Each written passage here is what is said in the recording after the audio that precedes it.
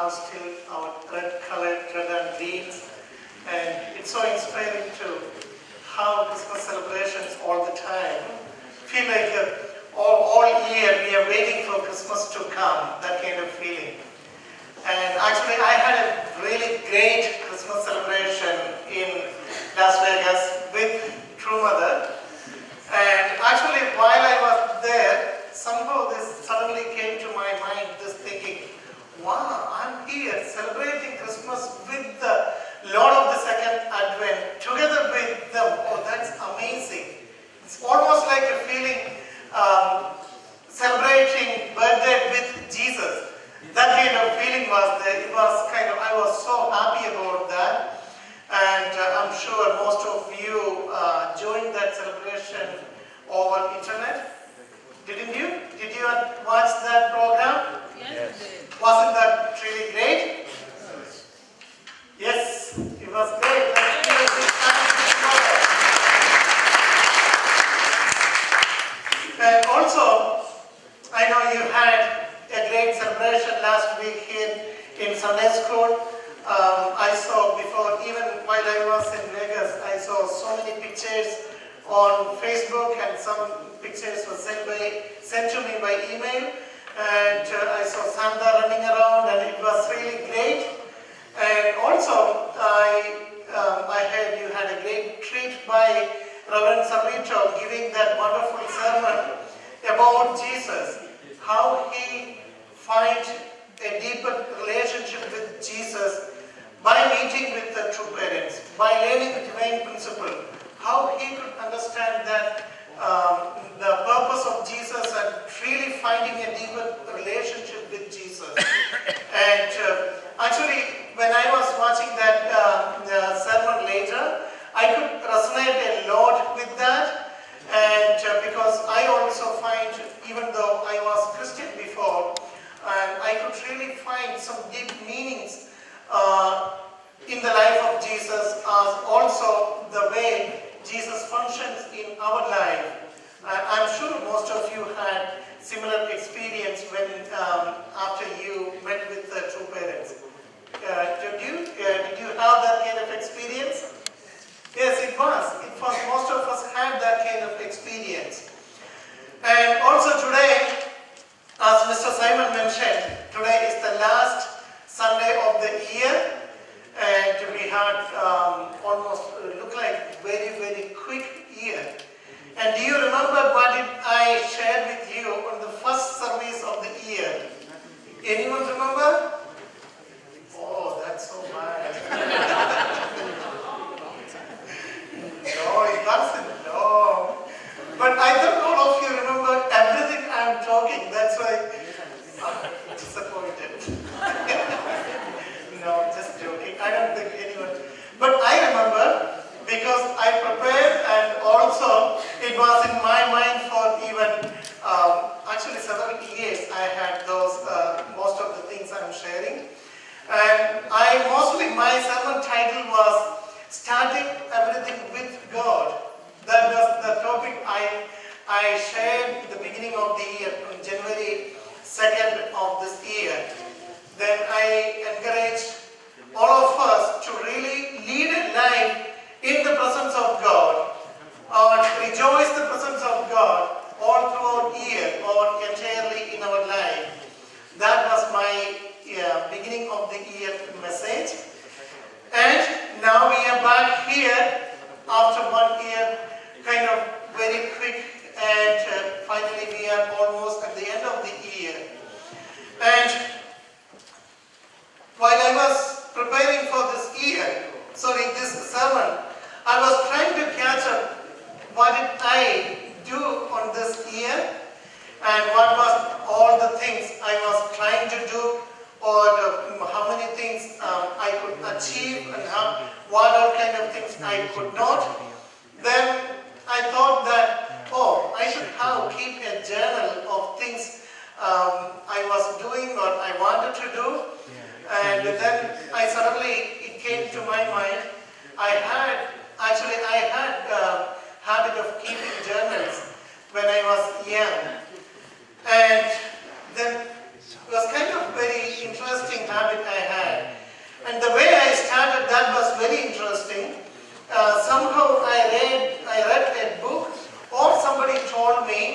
while I was in high school that, Manoj, you have to learn from your life, then only you can be a successful person. In order to be a successful person, you have to learn from everything you are doing. Then I thought, oh, that's true. If that's true, then better I take note of everything I do. So I bought a nice book. Then I started writing every day. Evening I sit there and then I started, okay, what did I do this day? How was it? Then I started writing. And actually within a couple of days I stopped that. I didn't really continue that habit. And but I wrote that for, but every now and then I would go back and write whatever I was doing. And mostly the reason why I stopped, it wasn't kind of, only when something special happened to me, I would go and write.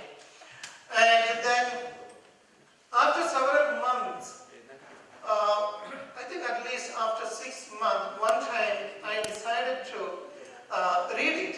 And then I flicked through from the beginning. The beginning was actually very great. It was really great. Start off the couple of days, it was very good. Then at the end, I was kind of so unhappy. I thought, oh, I don't want to do this. I don't want anyone to see this. So I hid that book somewhere. Then I think I even destroyed that book. I don't have that anymore. Do you know why I was disappointed? I wrote all the bad things. I wrote all of my frustrations, all my anger, and when I read again, or if somebody else read that book, they would think like, oh, how miserable my life was. And I wrote down like when my father asked me to do some late evening homework and scolded me for that, then I would go and write, my father is so mean today. And he was, why he can understand I am tired, why he can understand I am coming back from that tournament, basketball tournament, he should understand that. And I don't want to do this to my children. That was my thing. Then I read something about my friends also. Whenever my friends behave badly, then I would note down that. And whenever my teachers ask me something I don't want to do, I would note down that. So if you read that, you would think that I never had a good time with my parents. I never had a good time with my teachers. I never had even a good friend in my whole life, in that whole 6 or 7 months. It was kind of, so I felt, oh, people will think I'm a person who is really suffering. So I thought, I don't want to do this anymore. All the good things I had, I took it granted. I thought, actually my life was pretty good. My parents were really good. My teachers were so lovely teachers. Once in a while they would get a little bit strict, that's all. And my friends also were really good friends. But all those good things they did to me, they were doing to me, I thought, oh, these are normal things. Who cares? I don't want to write these regular things. I want to write something really memorable.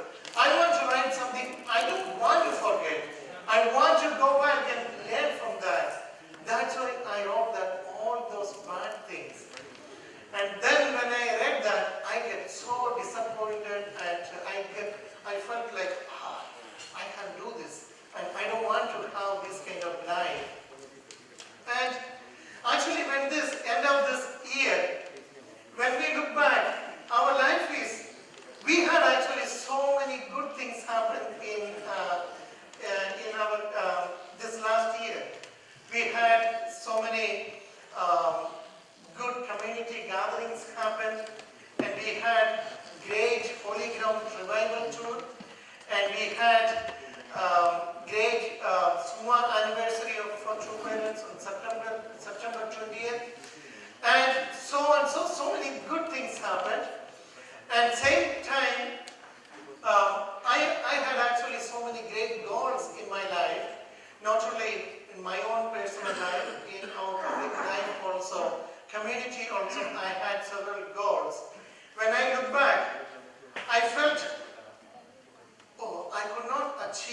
all of them. And how can I do this? I felt like there also, in the beginning, I was focusing all the things I could not achieve. Then I felt that, oh, that's so disappointing. Why did it took so long? And why it took me so long, 1 year for me to get from here to here? And when we look back, for witnessing we had only maybe 5 or 6 people actually really joined. And it was, according to our goal, it not so great achievement.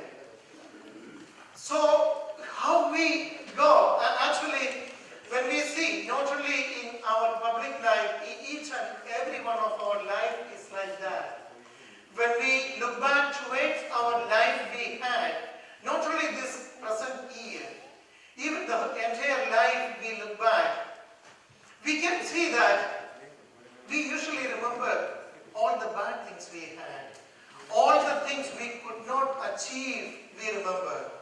And then we think, oh my God, how can I go forward with this life? I am not worthy to live. I am so incapable. I can't make any change in my life. My life is going through like this. All the time, all the years I can remember, all throughout these years, I was like this. I could not make any change in my life. How miserable I am. And sometimes we think, oh my job, that's so bad. My boss is so mean. And he never cared about me. He doesn't have any concern towards me. He just cared about the results. Or she just cared about results. And I don't want to have a life like this. I don't want to have a job like this. And sometimes we even our family relationships, we feel, I'm living with this spouse, with this wife, or with this husband for past 20 years, or 15 years, or even 30 years. Until now, he can't understand me. Until now, he doesn't care about me. Until now, she doesn't know what do I need. And until now, she doesn't care. She doesn't really love me. Sometimes we think that about our children. And sometimes we feel, oh, so many years I'm trying to raise my children. And now they are in their teenagers. And now they don't care about me. When they were younger, they needed me. That's why they were always coming to me. And now they don't need me, so they don't even call me. Sometimes we have that kind of feelings. And sometimes these are valid reasons. Not like my childhood, that journal. My childhood journal wasn't that serious, but some of us go through serious stuff. How do we turn around? How do we face this kind of realities? These are actual things happening in our life. And what do we do about that? Can we go forward? Can we really stop doing everything we do? Can we just give up this kind of life which can't give full satisfaction? What do we do? How we can go forward? And while I was thinking during this Christmas season, while I was thinking about Christmas, actually that story itself is a great story for us to learn about. In reality, each and every person who born to this earth go through this way of thinking. It's not just me. It's not just one of you. All of us go through this kind of thinking. And the entire humanity go through this kind of thinking. But the way we go forward, the way true leaders can come to this world, the way true leadership come out of each and every human being is not because they don't have any kind of difficulty. But the true leaders, a true individual finds ways to how they can go forward, how they can adapt into these circumstances and change the way they deal with those circumstances. That's the way true leadership comes from each and every individual. I want to look back to its history and one great Bible passage which is so promising, so much uplifting, and so it's a great promise from God. It's actually a promise from God to Mother Mary. In Luke 1,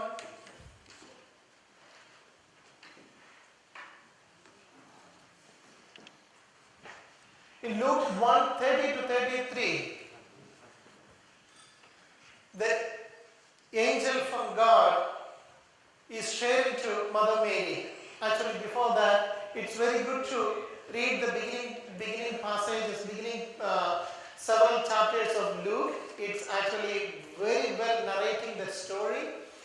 And Mother Mary was chosen by God to bear Jesus.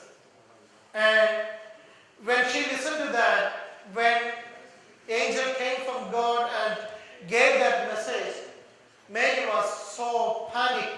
Oh, me? What are you talking about? Why me? She was so panicked. And then in this words you can see, angel is saying to Mother Mary, but the angel said to her, "Do not afraid, Mary. You have found favor with God.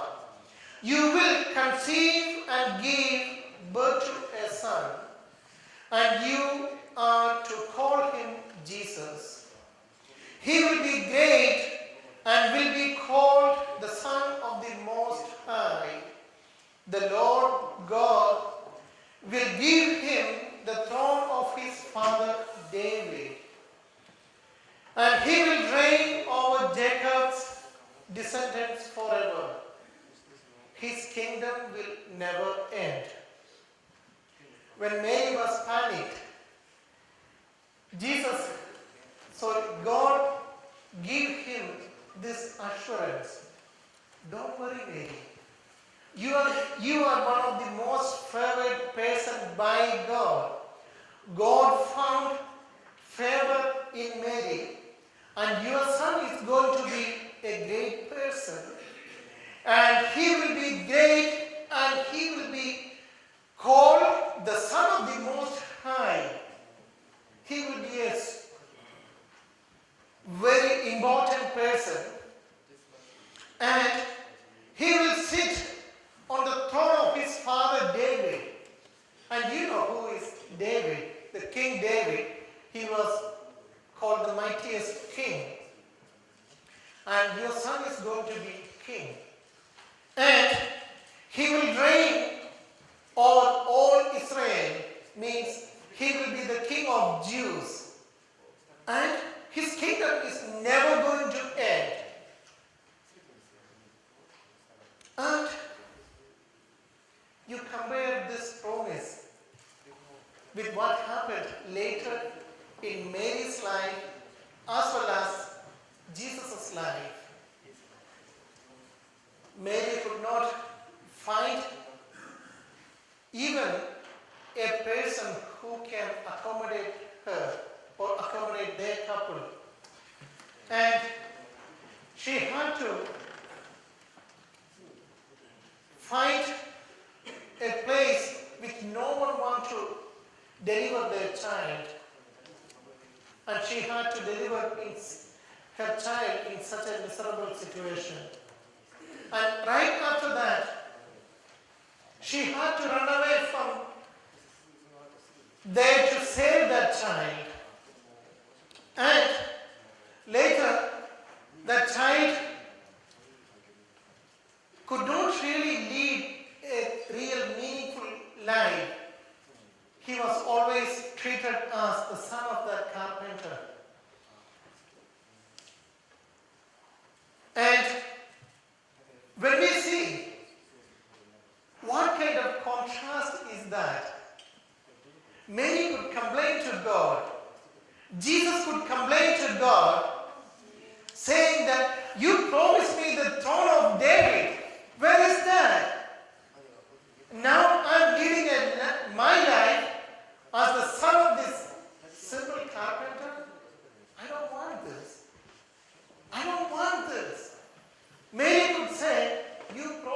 this great sun for me, and because of that sun, I had to run away from pillar to post, and I'm running everywhere. I don't have any place to stay. I don't want this sun. I don't want to raise him up. You call it a favor from God? I don't think so. Mary could easily say that. And also, think about the way our true parents, Reverend Moon, got anointed by Jesus. And I'm sure you listened to Reverend Savito's sermon last week. He spoke about that. And when Jesus came to young Reverend Moon, Jesus asked him to continue Jesus' mission. And we know in the beginning, Father denied that. But the third time, Jesus assured him, please carry on my mission. Please unify the entire Christianity and then unify all the world religions so that there can be peace on this earth. Then later, when you see Father's life, you can see that young Reverend Moon, he was going from churches to churches. He was visiting several Christian churches in Korea. Not only in that time, South and North was together. He was visiting several churches. And what is the result? You know that. No one accepted that. People thought that's craziness. People thought, what happened to you? What are you talking about? You are anointed by Jesus? You are sent by Jesus? Are you crazy? Get out of here. And even the people who were waiting for the return of the Messiah in flesh, they could not accept the fact that Father Moon was anointed by Jesus and Father Moon is continuing the mission of Jesus. And they all rejected. And he had to run away from north to south. Even the person who was carrying all throughout that journey did not follow him. He could not understand that. Then, look at how did they do that? How did they do? Father did not give up. He continued. Even though no one could not understand him, he continued. He did not give up because he understood what is his purpose. Father understood what was the chosenness by God, what was the anointedness by Jesus, how serious mission that is, and how precious mission that is. And that's why he continued that. Then one by one, Father found each and every disciple Father had now. Each and every one of us came to this movement because of that. And again, look at the life of Jesus also afterwards. After Jesus was, another passage I want to share. In Jesus' time, when Jesus was 30 years old, we know Jesus came again back to public life. Then Jesus again received the Holy Spirit. And with that Holy Spirit, and even after the 3 trials by Satan, Jesus went to Nazareth, his own hometown.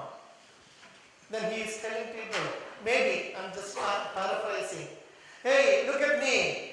I'm here representing God. I'm here to give you real life. If you want to understand life, come and listen to me. order to do that? What are you talking? They told him, you are the son of that carpenter? You think you know something? You think you are able to teach us? Get out of here. That was their response. And rejected by his own people. Rejected by people who he knew from his childhood. He did not stop his mission. Because he was one with God. He understood what he is supposed to do. He understood he was totally one with God. Then he went to a synagogue. He reached there and he started talking to the people who were in that synagogue. He started reading something from Isaiah 61. Actually, here it is saying Luke 4:18 to 19. It's part of the New Testament, but it's a quote from Isaiah 61. Jesus was reading this Isaiah 61 to people who were present in that congregation, in that Jewish synagogue.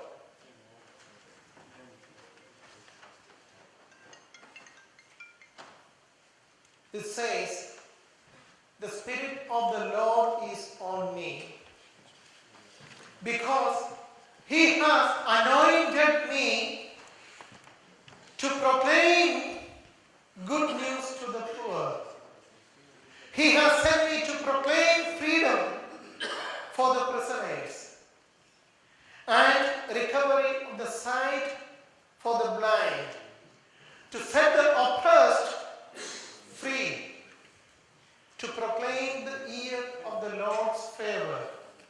I am here for that. I am here because the Spirit of the Lord is on me. And He has anointed me.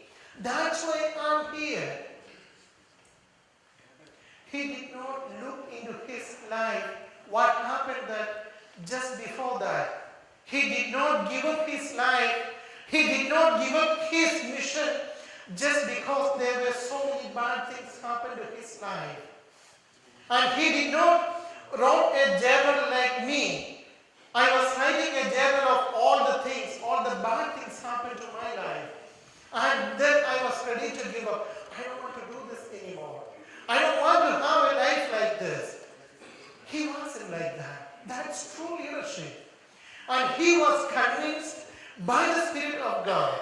He was convinced by his purpose, the purpose he could understood by his conversation with God. And that's why he could go forward. And that's why he learned from whatever he had in his past life. He did not forget everything, but he learned from everything.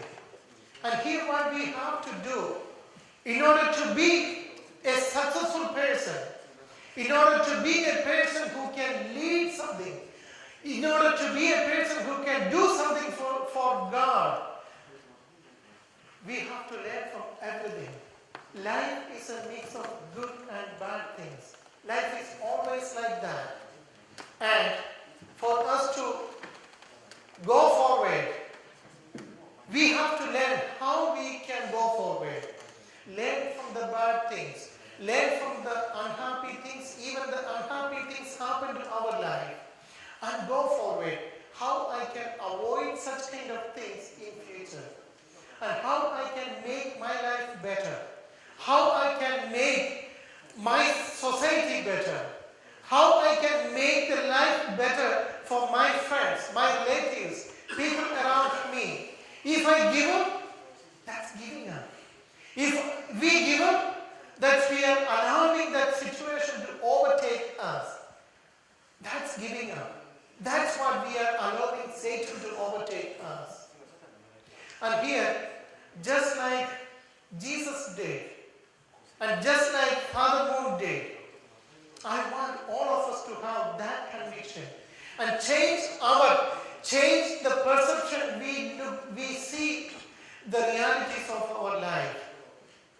Many times that what happened in our life, that's not within our control. We can't control anybody actually. We can't even control our own spouse or our own children. But we can control how we take things to us. When we do that, we can bring amazing victory to our life. And on this end of the year, on this last Sunday of the year, I want all of you to really learn from everything we had. Sometimes people say, forget about all the bad things you have, then go forward. I think we can't forget anything actually. And only thing is that we can learn and we can approach towards everything in a positive way. What can I do in this situation? How should I respond to this situation? That's under my control. That's under each and every one of your control. By proactively dealing with situations, we can really bring victory. If Jesus wasn't doing that, if Mother Mary wasn't doing that, even in that first Christmas, we wouldn't be here right now. This amazing foundation our True Father came, that wouldn't be there. And if True Father wasn't able to adapt to a new situation where he was facing severe persecution, if he was not able to turn around that situation, we wouldn't be here. So many of us would be struggling our life much more than we are right now. So, on this Sunday morning, I want all of you to understand that we are anointed people. And sometimes we feel that we are called or told that we are blessed people, but where is that blessing? We sometimes feel that. And we sometimes feel that I don't want to go forward with this kind of blessing. This is not the real blessing. But it is. We are on the way. We can change around things. And just like Jesus did, just like Father did, this passage from Luke 18:19, 4:18 and 19, I want to read that together with everyone. This is one of the great promise to. Actually, this was in Isaiah. Isaiah was talking about Jesus. And I believe it's not just about Jesus. It was talking about Christ. Any person who would come in that position. It's about true parents. It's about each and every one of us. Each and every human being who can understand his or her role in this world. Each and every human being who restored their relationship with God. This passage is talking about each and every one of us that who are anointed by God. Let's read that together. Okay?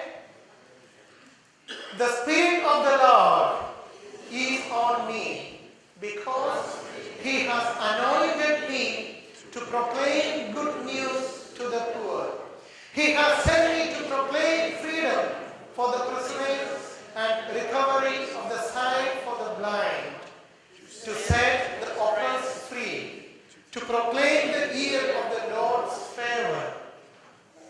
Here, we all are here because the Spirit of the Lord is on each and every one of us. The Spirit of the Lord is with us. And because He has anointed each and every one of us to proclaim the good news to the poor. Poor in spirit. People who are seeking for the Spirit. People who need Spirit. People who need the presence of God. We are here to proclaim that. We are here to share that. We are here anointed by God to do that. And also, we are here to give and share freedom for the prisoners. Prisoners of what?